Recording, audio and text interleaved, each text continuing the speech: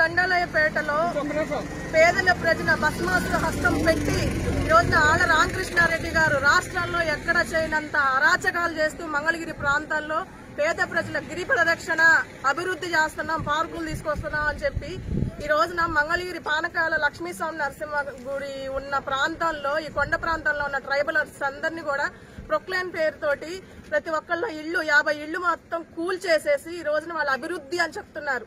ఇది ఇటువంటి దైవ కార్యము అంటే జనాలకి మంచి జరగాలి.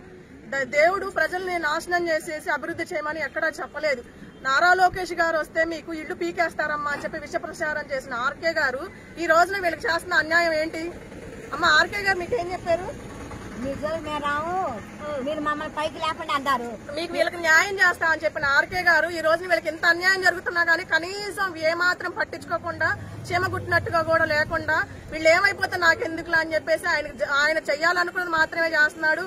ఈ రోజున గండాలయపేట కానీ లేదా ఇందిరానగర్ లో కానీ దాదాపు ఈ రోడ్డు తీసే ఈ ఘాట్ రోడ్డు తీసే దాంట్లో అడ్డదిడ్డంగా వాళ్ళు ఇష్టం వచ్చినట్టు అటు ఇందిరానగర్ లో 15 ఇళ్లు, ఇటు గండాలయపేటలో వచ్చేసిన 50 ఇళ్లు తీసేసేసారు. వీళ్ళు 40 సంవత్సరాలుగా తరతరాలుగా ఇక్కడే కరెంట్ లేక, మంచినీళ్లు లేక, తేళ్లలో పావుల్లో వర్షాలు పడి పైనుంచి రాళ్లు పడి ఏమీ లేని సదుపాయాలు లేని ప్రాంతాల్లో కూడా వాళ్ళు తరతరాల నుంచి మేము ఇక్కడే ఉంటున్నాం అని చెప్పి నివసిస్తుంటే ఇట్లాంటి వాళ్ళ మీద ఎస్టీ ఎస్సీ వాళ్ళ మీద ఎవరు వీళ్ళకి సపోర్ట్ లేదులే, మేము ఏం చేస్తే ఎవరు వచ్చి అడుగుతారని చెప్పిన ఉద్దేశంతో ఈయన ఇట్లా అరాచకాలు చేస్తున్నారు.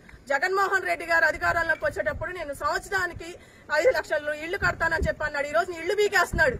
జగన్మోహన్ రెడ్డి గారి ప్రభుత్వంలో ఆళ్ల రామకృష్ణారెడ్డి గారు చేస్తున్న అరాచకం ఇది ప్రశ్నించే వాళ్ళు ఎవరు లేరు అనుకుంటున్నారేమో.